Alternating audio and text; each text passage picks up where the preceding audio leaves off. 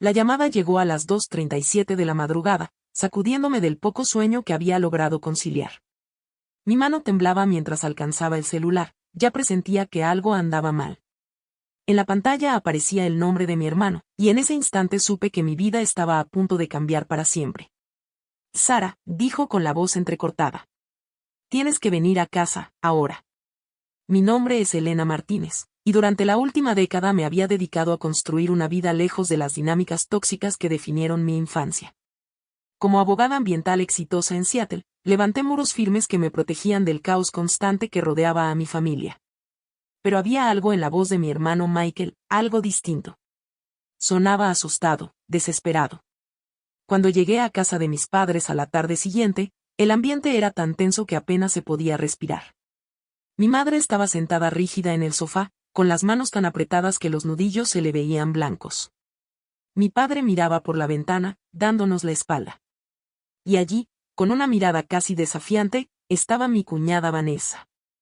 Y no sé por qué todos están tan alterados, dijo, con una voz empapada de falsa inocencia. Michael me llevó a un rincón y me susurró con urgencia. ¿Qué es por el fideicomiso que la abuela Elena dejó, el que era específicamente para ti?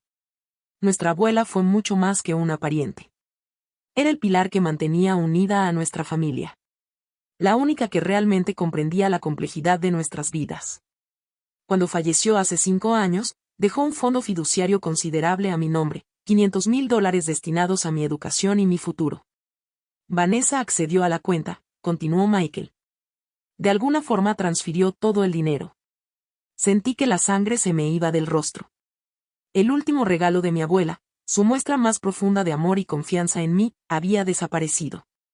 Vanessa notó mi expresión de shock, y no pudo evitar soltar una carcajada. Era una risa fría, calculadora, que me heló hasta los huesos. Solo estaba ahí, sin usarse, dijo, mirando sus uñas perfectamente arregladas. Michael y yo tenemos gastos, una casa nueva, pagos del coche.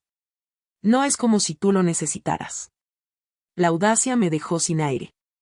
Yo había dejado el fondo intacto, respetando los deseos de mi abuela. Estaba construyendo mi carrera, pagando mis préstamos estudiantiles con esfuerzo, creyendo en el valor del trabajo duro por encima de las recompensas inmediatas. Mis padres parecían congelados. Mi padre, como siempre, evitaba el conflicto y ni siquiera podía mirarme. Mi madre tenía los ojos llenos de vergüenza y miedo. ¿Cómo? Logré preguntar, mientras mi mente legal empezaba a trabajar como un reloj. Vanessa se encogió de hombros. Soy la esposa de Michael.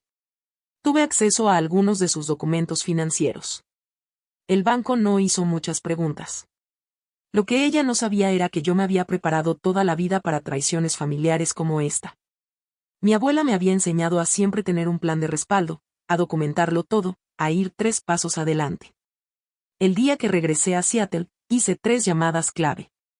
La primera fue al señor Harrison, el abogado de la familia que ayudó a redactar el testamento de mi abuela. Elena, me dijo después de explicarle la situación, ya sospechaba que algo raro estaba pasando. He estado rastreando comunicaciones extrañas sobre el fideicomiso.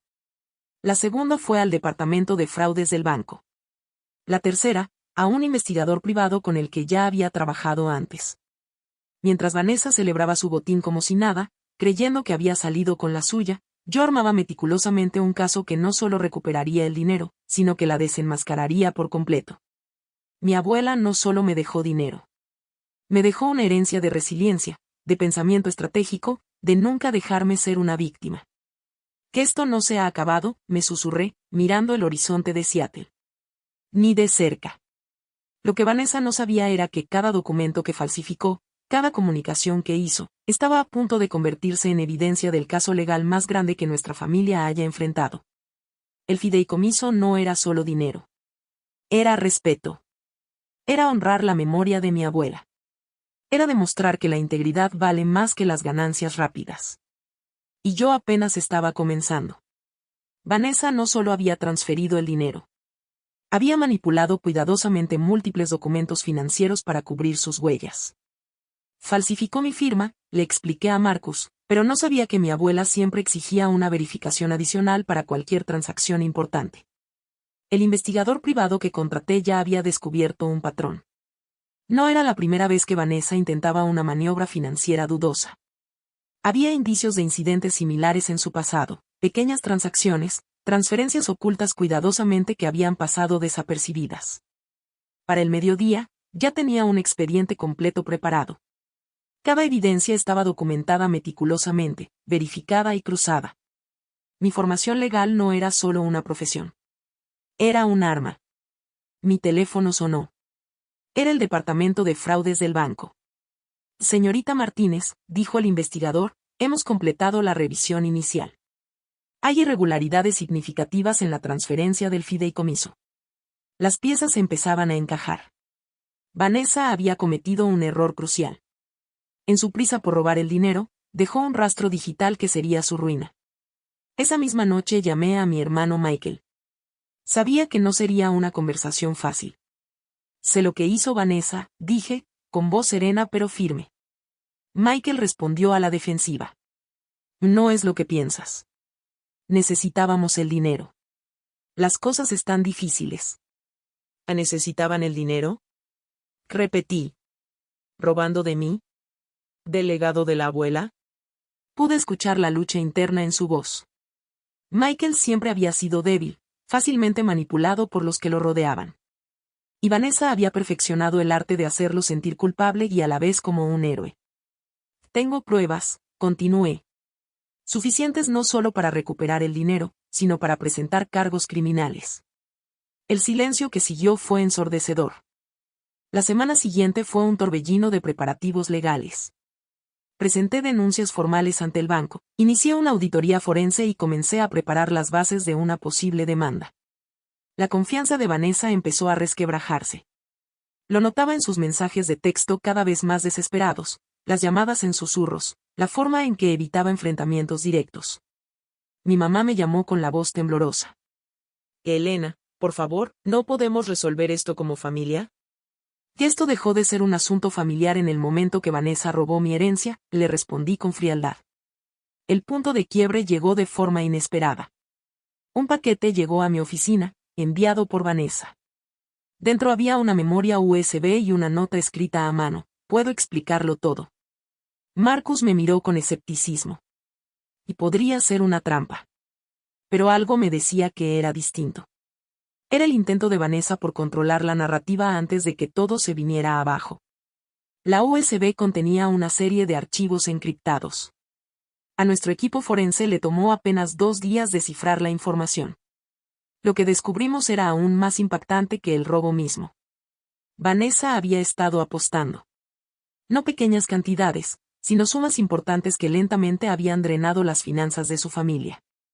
El robo del fideicomiso no fue un impulso repentino.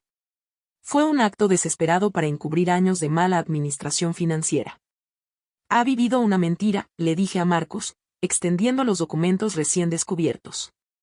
Creó una ilusión de estabilidad económica mientras se ahogaba en deudas. La última pieza del rompecabezas estaba por encajar. Y Vanessa no tenía idea de lo que venía. Mi teléfono sonó. Era el investigador principal del banco. Señorita Martínez, dijo, estamos listos para iniciar una investigación formal. Todo lo que nos ha proporcionado confirma nuestras sospechas. Miré por la ventana de mi oficina, observando la lluvia de Seattle formar patrones sobre el cristal. Ya no se trataba solo de recuperar dinero. Se trataba de exponer una verdad que había estado oculta por demasiado tiempo. Vanessa creyó que había ganado. Pensó que una transferencia rápida y unos documentos falsificados serían suficientes para quedarse con mi herencia. Estaba equivocada. Muy equivocada. Pero ella no solo robó el fideicomiso, dijo el señor Harrison ante la corte. Ha estado involucrada en un fraude financiero sistemático durante varios años. El punto de quiebre llegó cuando el investigador principal del banco testificó. La evidencia digital reveló una red compleja de engaño financiero. Vanessa no solo había robado mi fideicomiso. Había estado dirigiendo un esquema elaborado de manipulación económica durante años. Mi hermano Michael estaba sentado con la cabeza entre las manos, aplastado por el peso de la traición de su esposa. El abogado de Vanessa intentó negociar, pero la evidencia era abrumadora. La expresión de la jueza lo decía todo, esto estaba muy lejos de ser un simple conflicto familiar. Señor Arás, dijo la jueza, mirando directamente a Vanessa, enfrenta múltiples cargos de fraude financiero, falsificación y robo. Cuando se dictó el veredicto, fue contundente: restitución completa de los fondos robados, penalidades económicas adicionales y la posibilidad de cargos criminales. El fideicomiso sería devuelto íntegramente, con intereses. Pero esto no se trataba solo de dinero. Después de la audiencia, mi madre se me acercó con lágrimas en los ojos. Lo siento mucho, Elena. Deberíamos haber visto lo que estaba pasando. Entonces comprendí que esto no solo se trataba de la traición de Vanessa. Se trataba de romper un ciclo de silencio familiar, de dejar de permitir que los comportamientos destructivos pasaran desapercibidos. Que esto se acaba hoy, le dije en voz baja. Las consecuencias fueron sísmicas. Michael pidió el divorcio. La reputación profesional de Vanessa quedó destruida. Las dinámicas familiares que habían permitido tanta manipulación finalmente fueron expuestas bajo una luz implacable.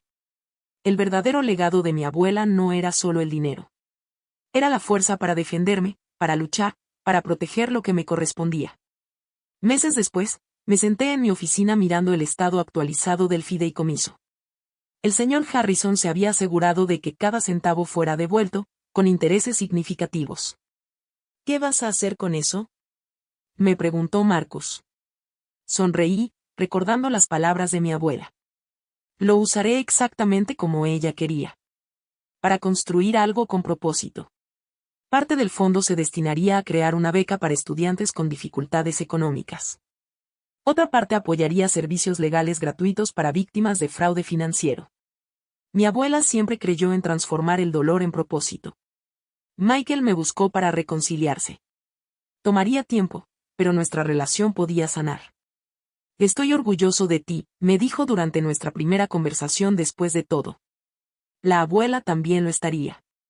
El fideicomiso ahora descansaba en una cuenta segura. Ya no era solo dinero, sino un símbolo de resiliencia, de justicia, de mantener la integridad cuando hubiera sido más fácil rendirse.